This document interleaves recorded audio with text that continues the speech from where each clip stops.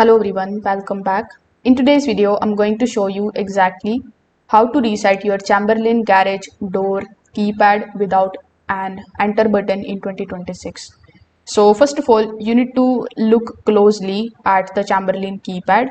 So as it can be seen over here, if there is no enter button, your keypad likely uses the hash key or the star key or a program button as the confirmation key instead.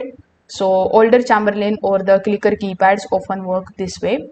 Now you need to simply go to the garage door opener motor unit and simply locate the learn button on top of it. It is going to be the yellow button, so you just have to simply press and hold that learn button for about 6 seconds until the LED light turns off.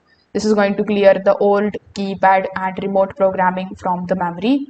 Afterwards, you just have to simply press the learn button once briefly, and now you have 30 seconds in order to enter a new pin on the keypad. So depending on the keypad model, you can press the start button, you can press the star button, and you can even hold the last button. So to confirm the new code instead of using the enter button. So here, if the programming works correctly, the garage opener light may blink once, click, or the garage door may move slightly. So this confirms that the keypad synced successfully with the opener. So if this video helped you out, make sure that you like this video and subscribe to the channel. Thanks for watching.